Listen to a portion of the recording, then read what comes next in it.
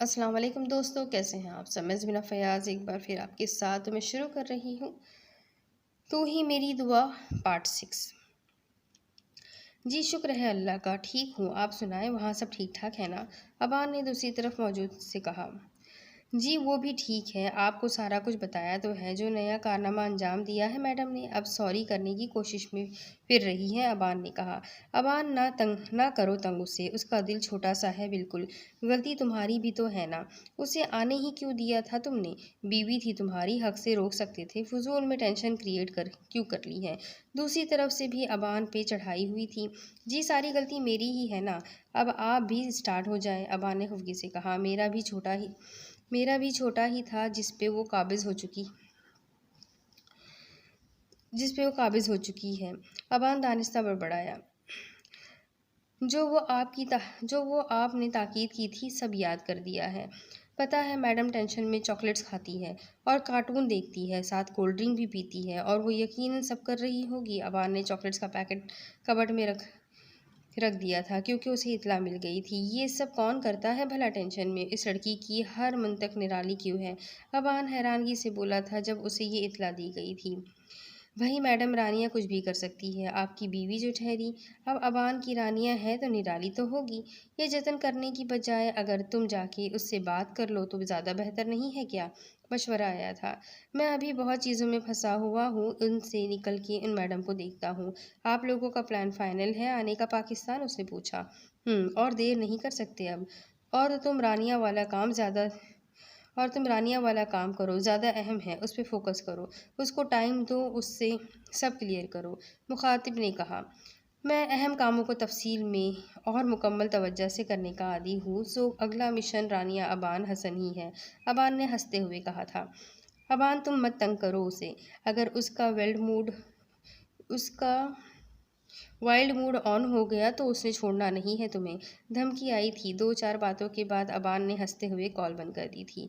अबान जब कमरे में आया तो वो कमरे में नहीं थी। किधर गई। अभी तो माफ़ी तलाफ़ी के लिए अदालत लगाई थी और उसकी तलाश में उसने नज़र दौड़ाते हुए बोला था। टेंशन भी थी उसकी। स्टडी का दरवाज़ा खोला तो वो बेड पे बैठी कम लेटी ज़्यादा नज़र आ रही थी। लैपटॉप पे कोई कार्टून मूवी चल रही थी। चॉकलेट खाते हुए वो मुकम्मल मगन थी। उसे वो इस वक्त छोटी सी बच्ची लग रही थी। लाइट ऑफ थी। इधर क्या कर रही हैं। अबान ने लाइट ऑन करते हुए पूछा। वो खामोश रही। मैं कुछ पूछ रहा हूँ। अबान ने फिर उसे घूर के पूछा। मैंने तो नहीं आपसे पूछा, आप इधर क्या कर रहे हैं। कोल्ड ड्रिंक का सिप लेते हुए अबान को लाजवाब कर दिया था। और वैसे भी बकौल आपके मैं कमरे में रहूं, बाहर स्टडी में आपको कोई मतलब नहीं इससे, राइट। रानिया ने कहा और फिर लैपटॉप में गुम हो गई। कमरे में आप कुछ कह रही थी, वो उस दिन वाली बात को लेके।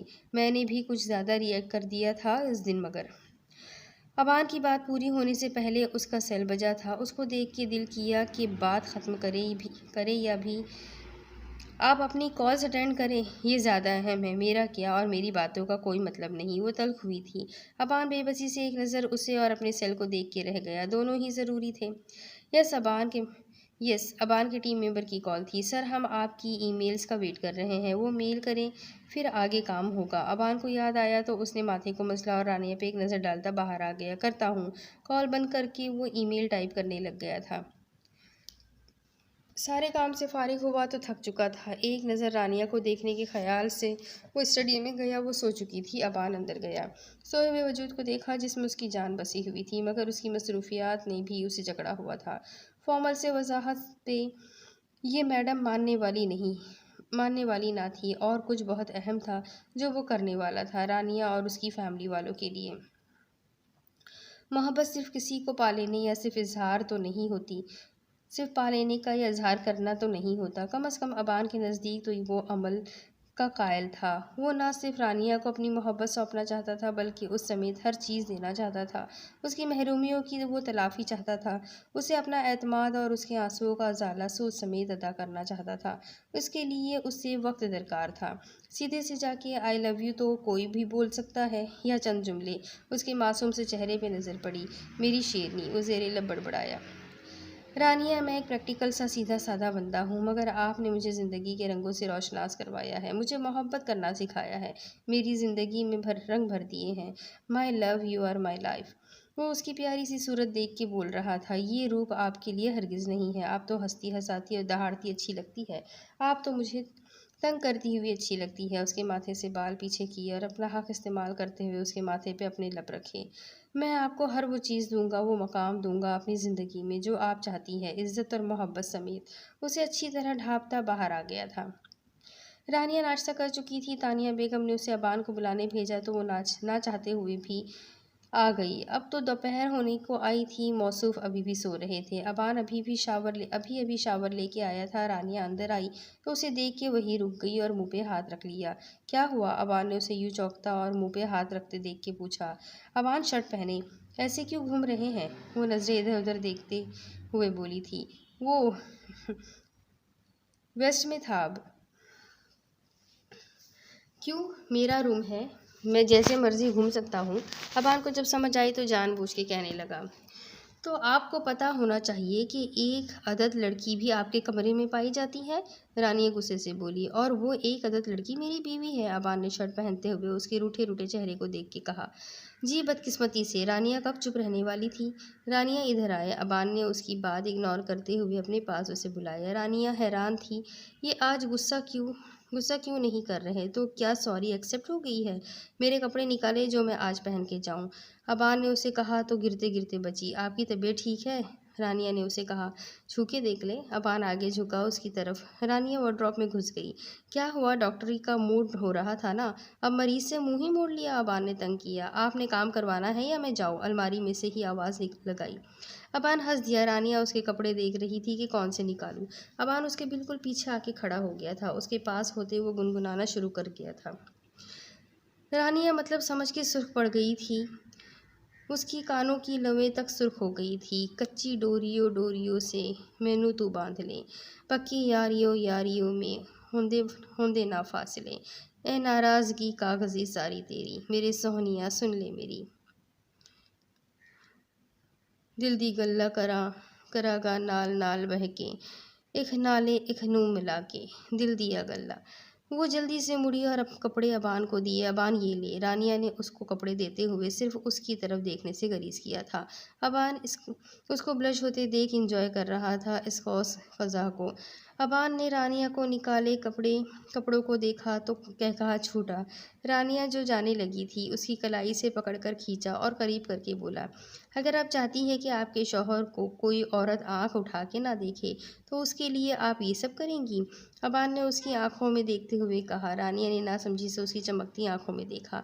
ये देखिए, ये पहनकर मैं जोकर लगूंगा। अबान ने उसकी सामने आंखों के सामने कपड़े लहराए। उसने जल्दी में शलवार के साथ टी शर्ट निकाल दी थी। रानिया ने दांतों तले जबान दबाई थी। बोले। अबान ने उसकी कलाई को खींच के अपनी तरफ किया। सताए मैनू क्यों, दिखाए मैनू क्यों, ऐ भी झूठी मुठी रोज़ की रुसा के। नहीं, वो दरअसल मुझे ध्यान नहीं रहा। रानिया ने टूटी फूटी वजाहत दी। क्यों, ध्यान किधर गया था? अबान को उसकी पलकों की झिलमिल का खेल बहुत अनोखा और प्यारा लग रहा था। इस वक्त उसका फ़ोन बजा। आप दोनों ने मुझे तंग किया हुआ है, हर टाइम डिस्टर्ब किया होता है, ध्यान कहीं और जाने ही नहीं देते। मानी मानी खजी से कहते हुए कॉल को यस करके कॉल कान से लगाया, जो चुप होने का नाम नहीं ले रहा था। रानिया तो यहाँ से जल्दी से निकली। अबान ने बाहर निकलने तक उसे अपनी नर्म नज़रों के हिसार में रखा था। अबान आज घर पे ही था। 11 बज गए थे, अभी उठा न था। रात गए लौटा था। रानिया तानिया बेगम के कमरे में बैठी बातें कर रही थी। रानिया चाय बनाने बाहर आई।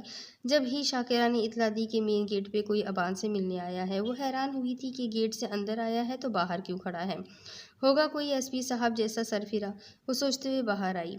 जी कौन? उसने पूछा, जो गेट की तरफ मुंह करे खड़ा था और कोट में था। सर पे हेड थी, आंखों में काला चश्मा था। दरमियाना सा कद रानिया को अजीब सा लगा। अबान सर ने बुलाया था और उनको एक फ़ाइल देनी थी तो कह रहे थे कि घर पे दे जाओ। उसने आने का मकसद बताया था। जी आइए, आप गेस्ट रूम में बैठे, मैं उनको बुला देती हूँ, वो अपने कमरे में हैं। रानिया ने कहते हुए अंदर बुलाया और गेस्ट रूम में बिठा दिया था। रानिया ने उसे डिटेल बताई। इस बात से बेखबरी थी कि आने वाला सारी मालूमात लेके आया था कि अबान किधर है और उसकी फैमिली किधर है। बैठे आप, मैं चाय भिजवाती हूँ, इतनी देर में वो भी आ जाएंगे। रानिया ने मेहमान नवाजी के तकाजे निभाए वो बैठ गया। अजीब रोबोट इंसान है, रानिया ने हैरानी से सोचा और सर झटकते किचन में चली गई। शाकिरा प्लीज़ अबान को बुला लाएं, उनके ऑफिस से कोई आया है जिनसे फ़ाइल मंगवाई थी उन्होंने, रानिया ने उसे कहा और ख़ुद चाय बनाने लग गई थी। मुझे तो नज़रों से ही निकल जाएंगे, रानिया बड़बड़ाई। कल वाले रवैये के बाद अभी सामना नहीं नहीं हुआ था। शाकिरा उसे बुलाने चली गई थी। जब वो कमरे में गई तो वो पहले ही उठा हुआ था, अलमारी में से कपड़े निकाल रहा था। दस्तक देकर अंदर आई। आपसे कोई मिलने आया है आपके ऑफिस से, जिससे आपने कोई फ़ाइल मंगवाई थी। रानिया भाभी ने उनको गेस्ट रूम में बिठाया है, शाकिरा बता के चली गई। मैंने तो किसी को भी नहीं बुलाया, ना ही मुझे कोई फ़ाइल चाहिए थी, वो खुद से बोला। तभी व्हाट्सएप पे मैसेज टोन हुई थी। वो कश्मकश में सेल की तरफ देखने लगा। व्हाट्सएप खोली तो किसी अनजान नंबर से कोई तस्वीर आई थी, लोड हो रही थी। जब खुली तो उसके हाथ में पकड़ा सेल गिरने लगा। रानिया की अभी अभी ली गई तस्वीर पे रेड कलर से बड़ा सा क्रॉस लगा हुआ था। जब वो नमाज़ पढ़ रही थी तो अबान ने भी उठ के फजर की नमाज़ अदा की थी। तब रानिया ने ये कपड़े पहने थे। अभी उस आदमी का आना और रानिया की आज की तस्वीर। आपसे कोई मिलने आया है जिससे आपने फ़ाइल मंगवाई थी। रानिया भाभी ने उनको गेस्ट रूम में बिठाया है। शाकिरा के जुमलों की बाज़गश हो रही थी। एक लम्हा लगा उसे समझने में। रानिया मोबाइल फेंकता बाहर को दौड़ा। रानिया किधर है? वो दौड़ता आया, शाकिरा से पूछा जो डस्टिंग कर रही थी। शायद गेस्ट रूम में हो। अबान का दिल धड़का। वो गेस्ट रूम की तरफ दौड़ा। शाकिरा सब कुछ छोड़ के तानिया बेगम के कमरे की तरफ भागी उनको बुलाने। रानिया रानिया, अबान पागलों की तरह पुकारता गेस्ट रूम में गया, मगर वहाँ कोई भी ना था, ना वो जो मिलने आया था, ना ही रानिया। नहीं, ऐसा नहीं हो सकता। रानिया, उसका दिल फटा जा रहा था। किधर गई रानिया आखिर? क्या कुर्बान शाह का आदमी? ये सोच आते ही चेहरे पे सख्ती आई। वो लाउंज में गया। क्या हुआ है बेटा, क्यों परेशान हो? खैरियत है? तानिया भी शाकिरा के बताने पे आ गई थी। मामा, रानिया किधर है? उसने माँ से पूछा। बाहर ही थी, तानिया ने बेटे की परेशान सूरत देखकर कहा। अबान का डर सही साबित हुआ। उसने मुट्ठियाँ भीजी। शाकिरा, ये लो चाय, अंदर दे आओ। किचन से रानिया निकली ट्रे लेके। उस आवाज़ ने अबान के जिस्म में ज़िंदगी की लहर दौड़ा दी थी। सुकून भरी सांस ले के अपने खुश्क होते हलक को तर्क किया। कुछ देर पहले याद आ जाने वाली उसकी हरकत पे तैश से आगे बढ़ा। अगर उसे कुछ हो जाता तो ये सोच जान निकालने को काफ़ी थी। रानिया हैरान सी अबान को अपने पास आता देख रही थी। अबान का भारी हाथ उठा और रानिया के गाल पे निशान छोड़ता गया। उसके हाथ से ट्रे छूट के गिर गई। कांच टूटा, साथ उसका मान और दिल भी टूटा था। वो गाल पे हाथ रखे आंसू भरी आंखों से उसको तक रही थी। जिस दिन से मेरी ज़िंदगी में आई है, अजाब बना दिया है, हर चीज़ को हिला के रख दी है मेरी ज़िंदगी। क्यों आपको चैन नहीं है? हर चीज़ में टांग अड़ाना ज़रूरी है क्या? वो गुस्से वाली गुस्सा आंखों में लिए उसे घूर रहा था। तानिया बेगम अपने अबान के तेवर से परेशान खड़ी थी। उसने हाथ उठाया था रानिया पे। अबान, होश में आओ, दिमाग ठीक है तुम्हारा? वो उसकी तरफ आई तो अबान मैं इधर ही अबान ने उन्हें उधर ही रोक दिया।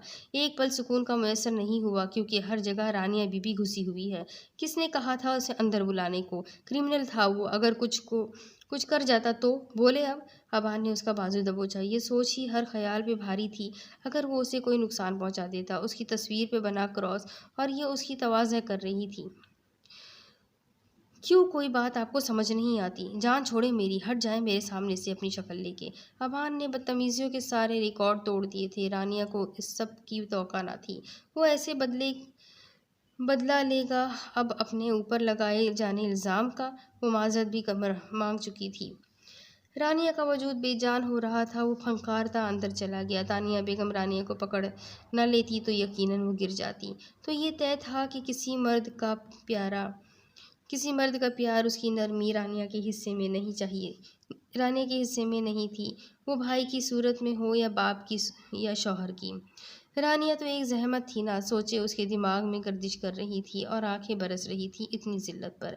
रानिया, मेरा बच्चा, मैं माफ़ी मांगती हूँ तुमसे। वो ज़रूर किसी परेशानी में है, वरना वो ऐसा हरगिज़ नहीं करता। तानिया ने रोते हुए उसे कहा। वो हरगिज़ उनके रिश्ते में कोई दरार नहीं चाहती थी, मगर अब शायद। वो शाकिरा की मदद से उसे साथ लगाए अंदर ले गई थी, और वो आंधी तूफान बना गाड़ी लेकर निकल गया था। उनके सीनियर ऑफिसर इब्राहिम और अफराज पहले ही मौजूद थे। अबान ने अफराज को भी इब्राहिम सर के ऑफिस आने का बोला था। उनको सारी बात बताई थी। सर वो खबीस मेरी फैमिली तक आ गया है और अभी भी मुझे कह रहे हैं कि मैं सब्र करूं। अबान का बस नहीं चल रहा था सारी बस नहीं चल रहा था कि सारी दुनिया को ही आग लगा दे, जिसने उसकी रानिया को नुकसान पहुंचाने का सोचा भी। अबान हौसले से ऐसे बने बनाए काम को क्यों बिगाड़ रहे हो? उन्होंने उसका जोश देखते हुए कहा। क्या हौसला करूं मैं सर? अब तो मुझ तक पहुंच चुका है। उसको पता लग गया है कि उसके पीछे मैं हूँ।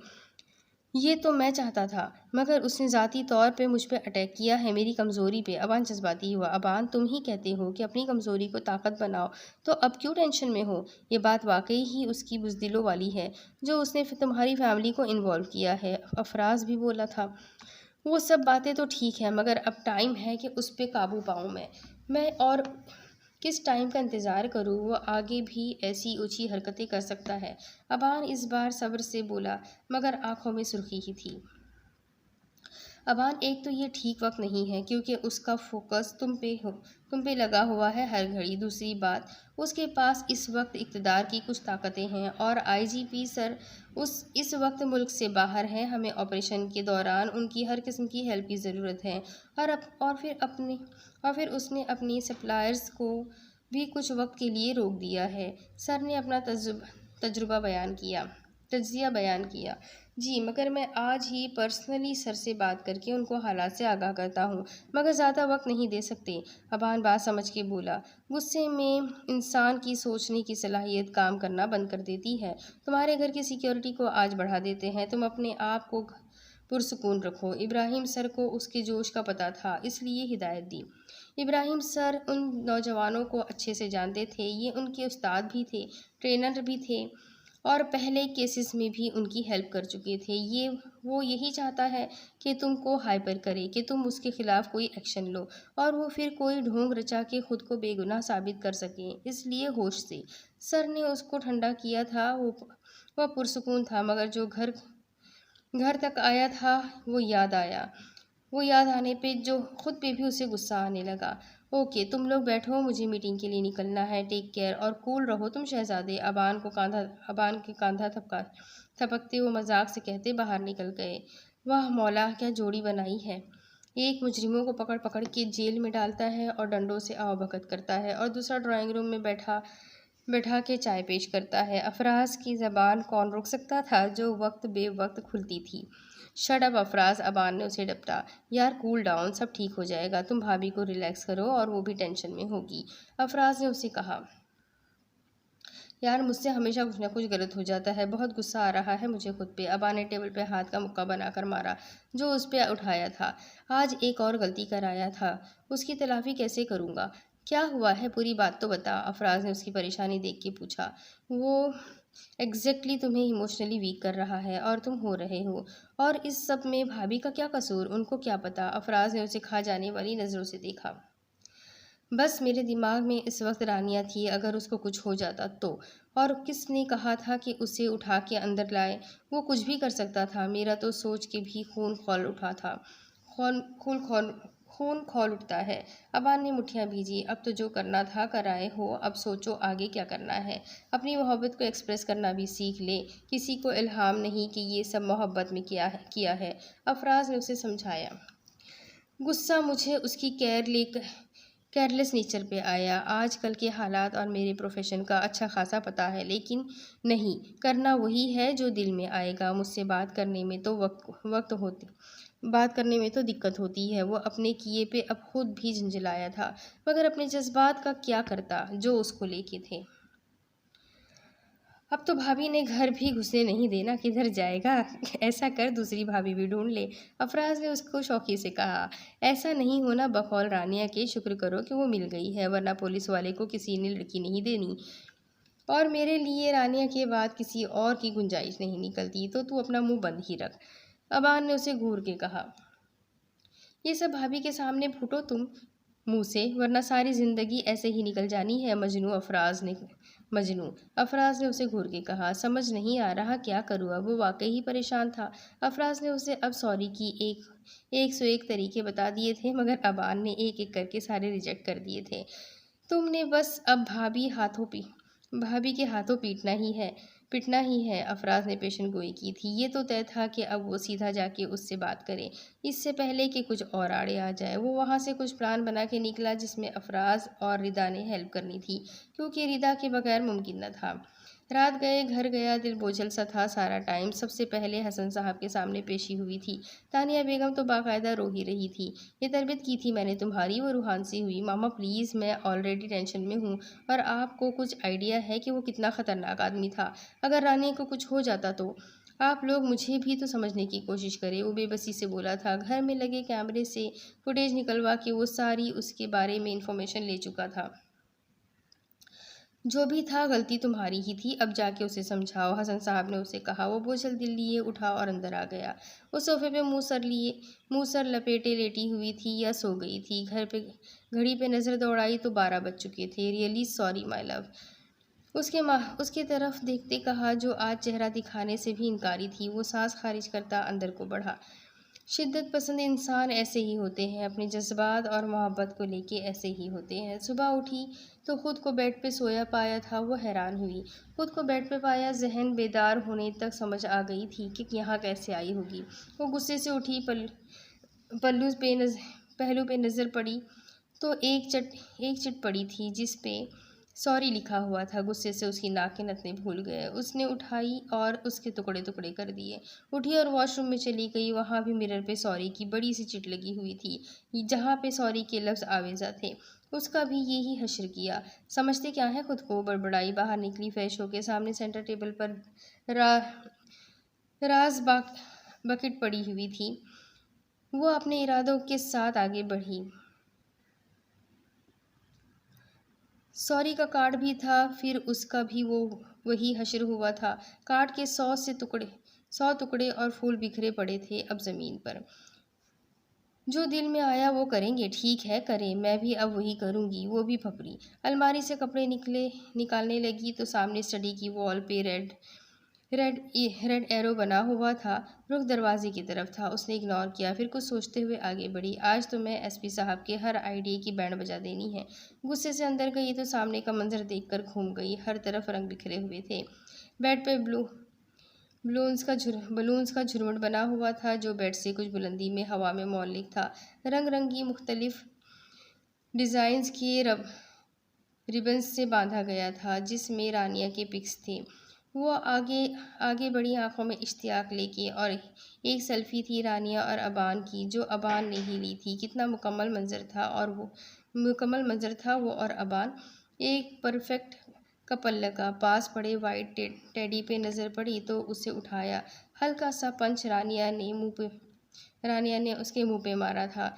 वो हल्का सा मुस्कुराई थी। वहाँ से उठी तो सामने वॉल पे नज़र दौड़ाई, जहाँ पे मुख्तलिफ कलर्स की शीट्स लगी हुई थी, जिन पे सॉरी और अपॉलॉजीज़ के जुमले लिखे हुए थे। सामने टेबल पे पेटल्स पड़ी हुई थी और रानिया की पसंद की चॉकलेट्स भी पड़ी हुई थी। वो कमरे के बीचों बीच खड़ी ये सब कुछ देख रही थी, जो अबान ने उसके लिए किया था। उसके जुमलों से उसकी शर्मिंदगी वाज़ेह थी। शिद्दत जज्बात में इंसान वाकई ही वो काम कर जाता है जिसका बाद में पछतावा रहता है। ये काम अबान से भी हो चुका था। कुछ लोग इसे मर्दानगी समझ के अकड़ते रहते हैं और कुछ उससे सुधारते हैं, उस पर शर्मिंदा होते हैं। अबान भी ये कर रहा था। गलती पे शर्मिंदा होना कम तो नहीं होती मर्दानगी कम तो नहीं करता। कुछ मर्द अपनी गलतियों पे भी अकड़ते हैं और उनको करते चले जाते हैं, मगर अबान को ये सुधारना था।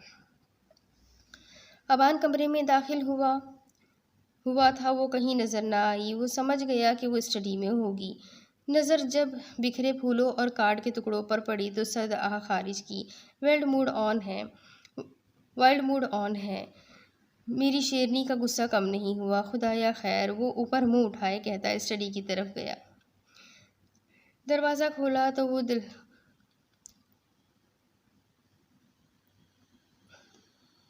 वो वॉल्स पर चिट्स पढ़ने में लगी हुई थी। अबान ने आहिस्ता से आके थोड़ी उसके कंधे पे रखी थी। Sorry my wife. अबान ने उसके कान में सरगोशी की थी। रानी को गुस्सा तो आया था, मगर वो आगे बढ़ने लगी थी। अबान ने अपने बाजू उसके गिर्द करके उसकी ये कोशिश भी नाकाम कर दी थी। I am really sorry my wife. यार मैं पॉइंट भी तो यार मेरा पॉइंट भी तो समझे। कुछ भी कहने से पहले सोच लीजिएगा कि हालात क्या थे। पहले ही इस्लामाबाद के टूर को लेके तहलकलामी हो चुकी थी। एक बाद फिर इसके बाद एक और मसला आता गया, एक के बाद एक मसला आता गया। अबान ने अपनी बात कही। रानिया का आंसू अबान के बाजू पे आके गिरा। वो तड़प ही तो गया था। उसका रुख मोड़ के अपनी तरफ किया। Please Rania, don't cry, please look into my eyes my girl. Aban को उसका रोना बर्दाश्त नहीं हो रहा था। वो उसे पकड़ के बेड तक लाया, उसको बैठा के उसके बराबर बैठा। Say something, whatever you want to say, but don't do this stop crying. Abaan का बस नहीं चल रहा था। उसकी आंखों से आंसू साफ किए थे। वो नीचे मुंह किए रोने में लगी हुई थी। आपने मुझे थप्पड़ मारा था और रानिया की बात पूरी होने से पहले ही वो उस पर झुका और रानिया तो कह के पछताई थी। उसको परे करती वो उठ के दरवाजे तक आई थी। अबान ने उसे बाजू से खींच के अपने पास कर लिया। प्लीज़ रानिया, ऐसे मत करो, कहो जो भी कहना है, गुस्सा कर लो। वो आज हर बात क्लियर करना चाहता था। जो दिल में आए वो करेंगे आप। जब दिल किया मना किया, जब दिल किया डांट लिया। कोई फ़र्क नहीं पड़ता आपको। रानिया कब तक चुप रहती? बहुत फ़र्क पड़ता है रानिया, और अब से नहीं डांटूंगा। सॉरी, अबान ने उसके बाजुओं को पकड़ते हुए कहा।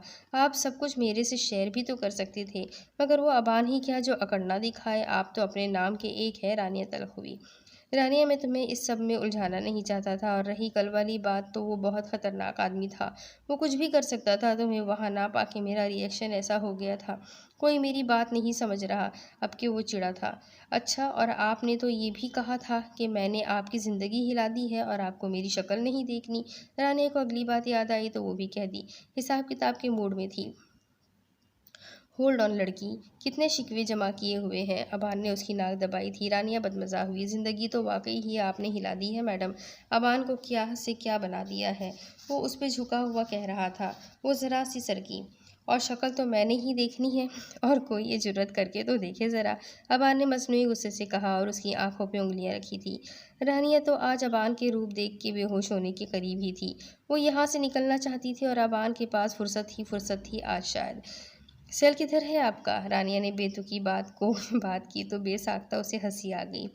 उसका इंतज़ाम करके ही आया हूँ मैडम। आज मैं आपको मेरे सेल से भी खारिज आज मैं आपको मेरे सेल से भी खार थी। अबान ने सेल अफराज के सुपुर्द किया था। इसलिए आप अपने शिकवे जारी रखिए, मैं हमतनगोश हूँ। वो ज़रा सा झुका। रानिया की हवाइयाँ उड़ी थी। उसी वक्त दस्तक हुई थी और अफराज की आवाज़ आई थी।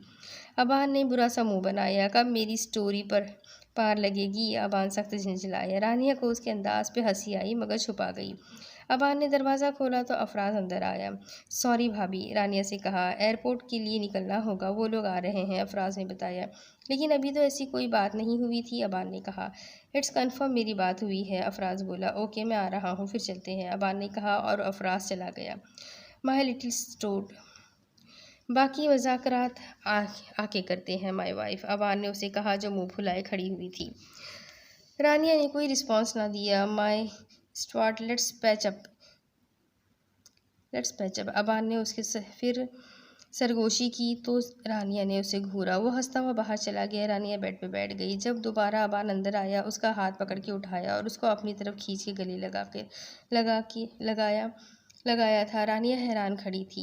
I felt ashamed what I had done, वो कहता उसे अलग करता बाहर निकल गया और रानिया उसके रूप में उलझती चली गई। वो इस दहलीज के सामने खड़ी थी जिसे वो छोड़ के गई थी, मगर वापसी पे वो अकेली ना थी। कैसी कैसी मुश्किलात आई थी, मगर कोई था जिसने उसे डगमगाने ना दिया था।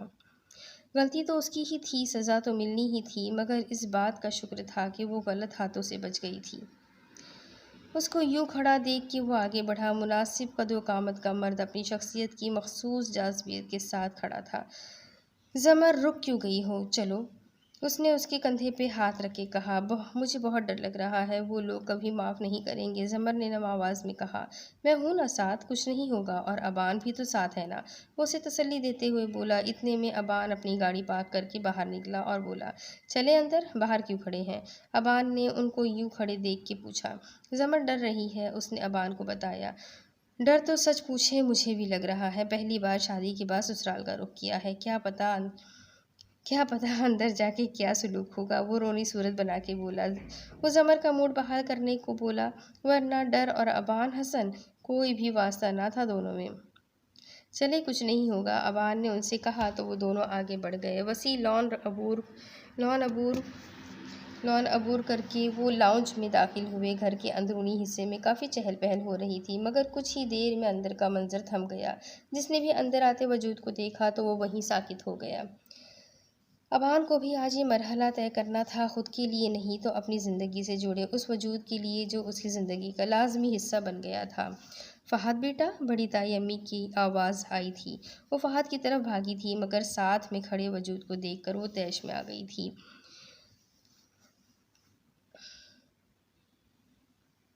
नाहंजार, तुम किधर मुंह उठाए चली आ रही हो? वो उसकी तरफ लपकी थी, मगर फ़हद ने उनको रास्ते में रोका। अबान ने उसको बाजुओं से पकड़ के तहफ़्फ़ुज़ का एहसास दिलाया था, जिसमें भाई जैसे मजबूत रिश्ते का एहतराम था। फ़हद, मत रोको मुझे, पता नहीं कहाँ से मुंह काला करवा के आई है। कालिक थोप के अभी तुम्हें चैन ना आया था तो फिर चली आई हो। बेकाबू हो रही थी फ़हद की गिरफ्त में भी। आवाज़ें सुन के बाकी लोग भी उधर बढ़े थे। सुलह बेगम तो खुशी और गम के मिले जुले तासुरात लिए हुए थी। ताहिर साहब भी आवाज़ सुन के बाहर आए थे। मामा अंदर चल के बात करते हैं, फ़हद ने कहा। मैं उसको कभी अंदर दाखिल ना होने दूंगी, निकालो इसे बाहर। मंजली ताई भी आगे लपकी थी। वो बेबसी से रो पड़ी थी। गलती उसने की थी, अब खामियाजा भी तो भुगतना ही था। मामा प्लीज़, वो मुल्तजी लहजे में बोली। वो फ़हद के बाजुओं के घेरे में अंदर को बढ़ी थी। सुलह बेगम आंखों में आंसू लिए आगे को आई। क्यों आई हो यहाँ? निकल जाओ यहाँ से, जहाँ से आई हो वहीं दफ़ा हो जाओ। मुझे मजबूर मत करो कि मैं कोई गलत अल्फाज इस्तेमाल कर जाऊँ। वो जो अबान के पीछे अंदरूनी हिस्से में आ चुकी थी। ताहिर साहब की गरजदार आवाज़ सुन के सिसक पड़ी। चाचू प्लीज़, पहले मेरी बात सुन ले, फ़हद ने अब अपने चाचा से कहा। नहीं फ़हद बेटा, उसने हमारी इज्जत खाक में मिला दी है और अब मैं उसको यहाँ बर्दाश्त नहीं कर सकता हूँ। ताहिर साहब का गुस्सा किसी तौर कम नहीं हो रहा था। पता नहीं किधर थी इतना अरसा, और अब पता नहीं गुनाहों की पोटली लिए वापस क्यों आई है। पता नहीं क्या क्या करतूत करके आई होगी। अब की बार फ़हद की माँ ने कारीवार किया था। फ़हद का ज़ब्त जवाब दे गया था। बस मामा, बहुत हो गया। उसने कोई गुनाह नहीं किया, क्यों उसे इल्ज़ाम पे इल्ज़ाम दे रही है? फ़हद ने चुपती आंखों से उन्हें देखा। तुम क्यों इसकी हिमायत कर रहे हो? क्यों तुम उसके गुनाहों पर पर्दा डाल रहे हो? मम्मा अब इससे बास परस करने को मुड़ी थी। क्योंकि मैं उसकी पारसाई का गवाह हूँ। बीवी है वो मेरी, गैरत है मेरी, और अब एक भी लफ्ज़ और नहीं। वो रौबदार आवाज़ में बोला और सबको सुनकर गया। क्या कहा तुमने? ये क्या कहा तुमने? एक घर से भागी लड़की से, इस बच्चन से क्यों शादी की तुमने? वो सदमे से चीखी थी। मम्मा, वो घर से नहीं भागी थी बल्कि मेरे साथ गई थी, इसलिए उसके बारे में ऐसे अल्फाज इस्तेमाल मत करें कि मैं अपना और आपका रिश्ता भूल जाऊँ, उसने माँ को कहा। ताहिर साहब और सौलेहा बेगम गुमसुम खड़े थे। सौलेहा तो खुशी और गमी के तासुरात लिए खड़ी थी कि अब भागी हो लड़की का धब्बा धुल जाएगा। जमर को जब लगा कि उसकी बाबा अब उसकी बात नहीं मानेंगे तो वो फ़हद के पास आई और उससे सारा मसला बताया। वो बहुत हर्ट हुआ था, लेकिन वो उसके लिए अपने दिल में नरम गोशा रखता था, इसलिए फ़ौरन मान गया। और ये घर से जाने का आइडिया भी उसका था कि वो उनका निकाह अपनी मौजूदगी में करवा लेगा। जिन लोगों से हम प्यार करते हैं तो उनके लिए कुछ ऐसे फ़ैसले भी लम्हों में कर लिए जाते हैं जो हमें नागवार हो। शायद फ़हद ने भी ऐसा ही किया था और फिर वापस घर आ जाएगी। फिर अगर उनकी शादी की बात हुई तो वो खुद ही बात संभाल लेगा। मगर कुदरत को कुछ और ही मंजूर था। इंसान की प्लानिंग से बेहतर वो है जो खुदा ने हमारे लिए किया हुआ है। लेकिन हाय रे नादान इंसान। फ़हद अपनी फ़्लाइट के लिए निकला था घर से प्लान के मुताबिक, और उसके जाने के आधे घंटे बाद ज़मर घर से निकली यूनिवर्सिटी के लिए, ताकि किसी को शक ना हो। बताई हुई जगह पर गई तो फ़हद वहीं था, मगर जिसकी खातिर ये सब हो रहा था वो कहीं नहीं था। उसका नंबर भी बंद था। सुबह से शाम होने को आई थी मगर वो कहीं नहीं था। घर वालों को ये था कि फ़हद चला गया है। हर किसी का प्यार सच्चा और पाकीज़ा थोड़ी होता है। लड़कियां न जाने क्यों इतना बड़ा कदम उठाती है, ये जानते हुए भी कि उनकी इज्जत कांच से भी नाजुक होती है। रात के साए गहरे हो रहे थे और ज़मर का बुरा हाल था। या उसने मुंह की खाई थी। वालिदैन की नाफरमानी करने वाले कब खुश रहते हैं? वो रो रो के हलकान हो रही थी और इधर घर वाले उसका नंबर ट्राई कर कर के थक गए थे कि वो अभी तक यूनिवर्सिटी से नहीं आई थी। नंबर उसका सुबह से बंद था। ज़मर अब घर किस मुंह से जाती, उसको पता था कि अब तक उसकी बदनामी की दास्तानें बन गई होगी। उसने फहद की तरफ देखा। 1 मिनट में फैसला हो गया।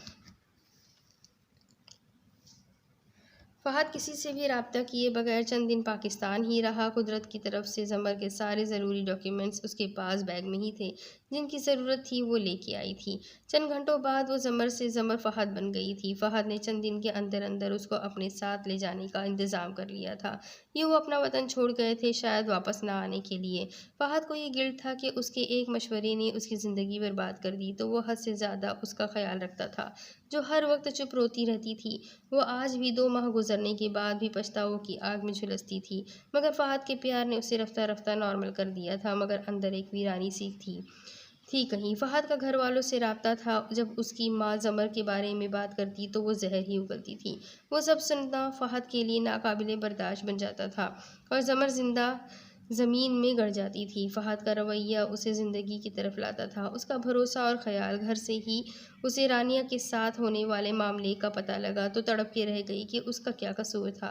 वक्त के साथ साथ वो फ़हद के साथ अच्छी ज़िंदगी में एडजस्ट हो गई थी। अल्लाह ने उनको एक खुशी की खबर भी सुनाई थी। फ़हद का तो खुशी से बुरा हाल था, मगर वो किसी से शेयर तक नहीं कर सकता था। कुछ दिनों में ज़मर ने अनोखी ख्वाहिश का इजहार किया था। फ़हद तो अब उसका साया बन गया था। फ़हद, मैं वापस घर जाना चाहती हूँ, वरना मैं यहाँ घुट घुट के मर जाऊंगी। ज़मर सिसक पड़ी। फ़हद उसकी आंखों में आंसू देख के तड़प गया था। ज़मर, ये कैसे मुमकिन है? मामा के रवैये का तुम्हें पता है। मैं तुम्हें अजियत भरे माहौल में नहीं रख सकता। फ़हद ने मना किया। फ़हद, ये माहौल ज़्यादा अजियतदा है। ये एहसास कि मैं गुनाहगार हूँ अपने माँ बाप की। वो रो पड़ी। फ़हद ने उसे बाजुओं के घेरे में लिया और मसले का हल सोचने लगा। एक हल जहन में आया।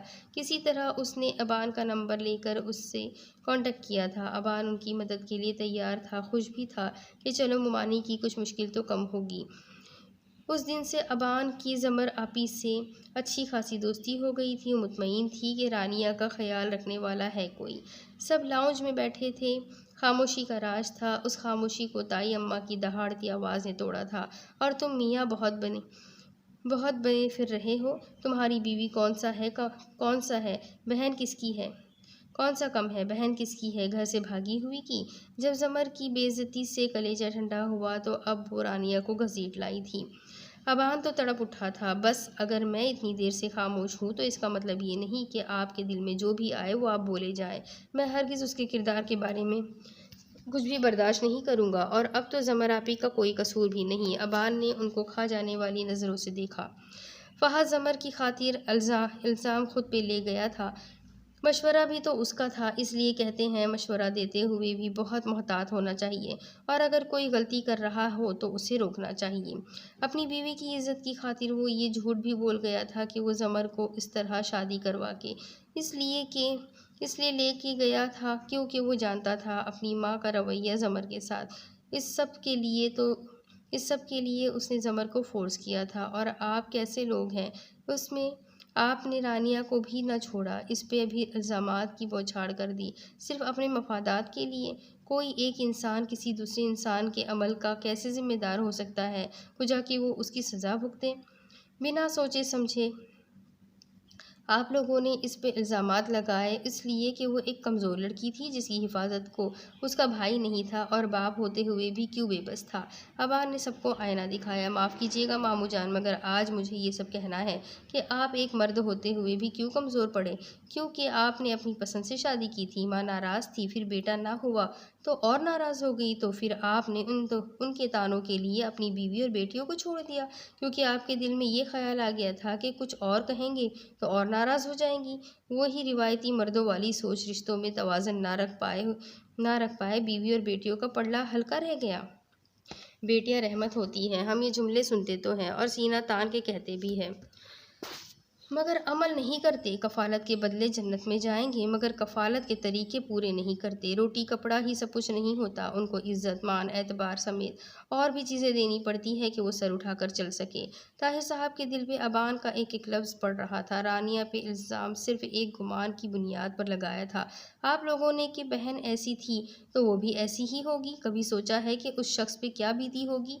कुरान मजीद में भी ताना ज़नी और इल्ज़ाम तराशी से मना किया गया है ईमान वालों को, क्योंकि जब एक मुसलमान दूसरे पे तानाज़नी करेगा तो वो इंतकामन उससे बढ़ के उस पे तानाज़नी करेगा जो कि गुनाह है। अगर खामोशी इख्तियार करेगा और सब्र से रब से मदद तलब करेगा तो इसका मतलब रब उसका साथ नहीं छोड़ेगा। हकीकत में जो इल्ज़ाम आपने लगाया था वो उस पे नहीं लगा था, बल्कि उस पर नहीं लगाया था बल्कि ख़ुद पे लगाया था और अपनी ज़हनियत का इजहार किया था कि आप किस सोच के मालिक हैं। इसलिए हमें अपने आमाल की फ़िक्र करनी चाहिए और उस गुनाह से बचना चाहिए। किसी इंसान को हकीर नहीं समझना जानना चाहिए और दूसरों के बारे में बुरा गुमान नहीं रखना चाहिए। अबान ने कहा। ताई अम्मा उठ के अपने कमरे में चली गई थी।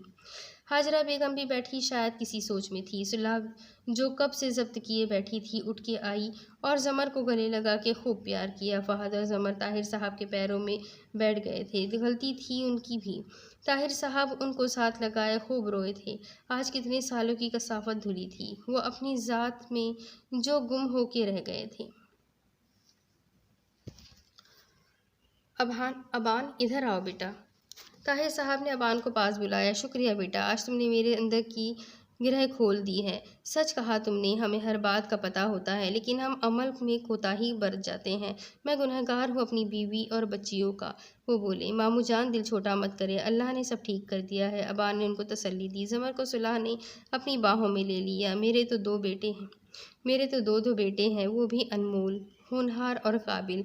ताहिर ने भी नम आँखों से कहते हुए अबान और फ़हद को गले से लगाया था। अबान ने फ़हद को विक्ट्री का सिग्नल दिया था। दोनों मुस्कुरा पड़े थे। वापस भेजने को वो उसे भेज सकता था मगर ज़मर की हालत सबको फेस करने वाली न थी और उसको अपने घर वालों का पता था जो राई का पहाड़ बनाने में देर न लगाते थे। फ़िलहाल उसको अपने साथ और नाम की पनाह ज़मर के लिए महफूज लगी थी तो वो वही करता चला गया। अब इसके आगे की कहानी मैं आपको अगली किस्त में सुनाती हूँ कि आगे क्या होगा। ये जानने के लिए मेरे साथ बने रहें। अगली किस्त में फिर मिलेंगे, तब तक के लिए अल्लाह हाफ़िज़।